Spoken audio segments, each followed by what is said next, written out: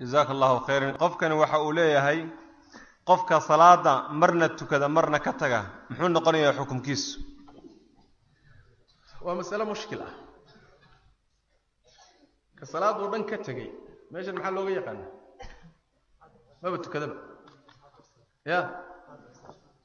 waqaal baa mas'uucaas ya taa markaad ka jawaabtaan baan anna ka jawaabay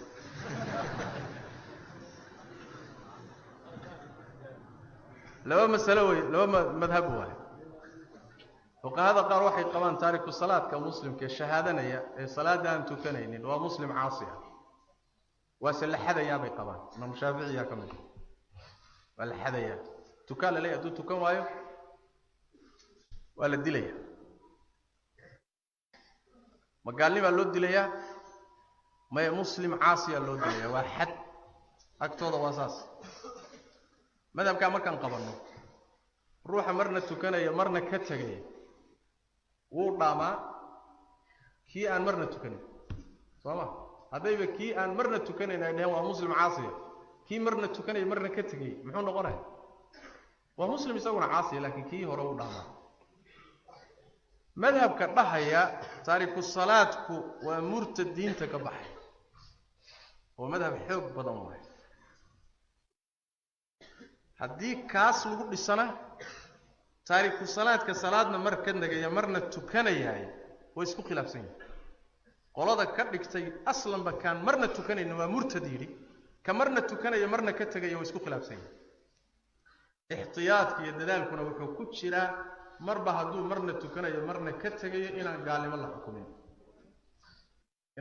la xukumin baa ihtiyaad laga taxadaro macna oo loo xukumo inuu yahay muslim caasiya axaadiista iyo nusuusta soo aroortayna lagu xambaaro ruuxa ka wada tagay walaw axaadiis ay jirto daahirkeedu ka hor imaan doono haddana min baab al-ihtiyaat taxadar ahaan bay saa u yeelan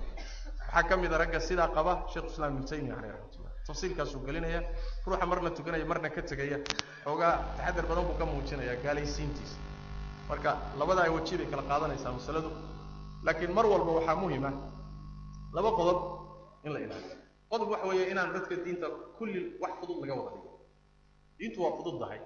laakiin fududaynteeda markii laga badbadiyo wax la'aan baa dhacda dil ilaahada haddaad tukaniba muslim baad iska tahay dee waa laga wada tegi salaada markii la yidhi war haddaad tukan weydo gaal baa tahay masaajidka la soo wada galay saas daraaddeed baa ninka la yidhahdo sufyaan ibnu cuyayna iyo culimadii salafka qaar ka mid a waxay leeyihiin nusuusta noocan oo kale ah marka la fasirahayo yaan hoos loo gelin soo axaadiistu ma dhihin ninkii salaada ka taga waa gaal halkaa istaag adig yani ha fasirin hoos ha u gelin sajriga maxaa yeelay xataa haddaan loola jeegin gaalnimadii diinta ka saaraysay tacbiirkan ah shaaricu cabire waa gaal baa waxaa ku jirta xikmad zajri ah xikmad adkaynaa ku jirta adkaynta marka macnaha ka qaada taasi waxay keenaysaa inay dadkii salaadii ku dadaalaan midna in laga taxadaro weeye in lagu fududaado muslimiinta gaalaysiinta iyadana waa maslaq aad khatiir ruuxii aan loo haynin nas cad